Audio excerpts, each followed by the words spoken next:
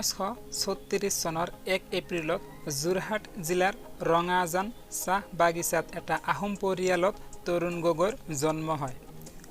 গগৈয়ে যোৰহাট চৰকাৰী উচ্চতৰ মাধ্যমিক আৰু বহুমুখী বালক বিদ্যালয়ৰ পৰা হাইস্কুল শিক্ষান্ত পৰীক্ষা আৰু জগন্নাথ বৰুৱা মহাবিদ্যালয়ৰ পৰা কলা বিভাগত স্নাতক ডিগ্ৰী লাভ কৰে। ইয়াৰ পিছত তেখেতে গুৱাহাটী বিশ্ববিদ্যালয়ৰ পৰা LLB ডিগ্ৰী লাভ কৰে আৰু আসাম বাৰ কাউন্সিলত এজন অধিবক্তা ৰূপে কৰ্মজীৱনৰ পাতনি মেলে।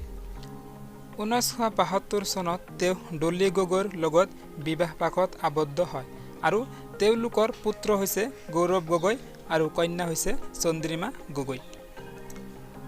1968 চনত তৰুণ গগৈ যোৰহাট পৌৰসভালৈ সদস্য হিচাপে নিৰ্বাচিত হয়।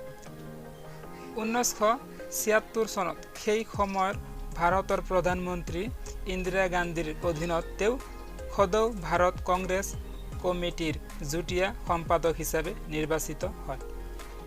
1986 চনৰ পৰা 1990 চনলৈ তৰুণ গগৈ অসম প্ৰদেশ কংগ্ৰেছ কমিটিৰ সভাপতি পদত আছিল।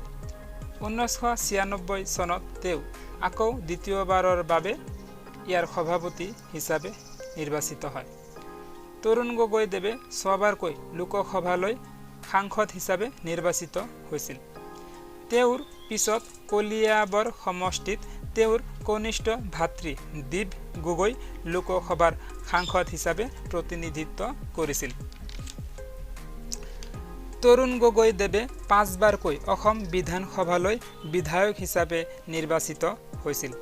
2001 চনত 17 মে তাৰিখে তৰুণ গগৈ দেৱে অসমৰ মুখ্যমন্ত্ৰী হিচাপে কাৰ্যভাৰ গ্ৰহণ কৰে। ইয়াৰ পিছত 2006 আৰু 2011 চনত তিতাবৰ সমষ্টিৰ পৰা তেওঁ অসমৰ মুখ্যমন্ত্ৰী হিচাপে নিৰ্বাচিত হয়। 2020 চনৰ 26 আগষ্ট তাৰিখে তৰুণ গগৈক COVID-19 ৰোগত আক্ৰান্ত হোৱাৰ বাবে চিকিৎসালয়ত ভৰ্তি কৰোৱাৰ লগতে ৰক্ত প্লাজমা সংস্থাপন প্ৰদান কৰা হয়।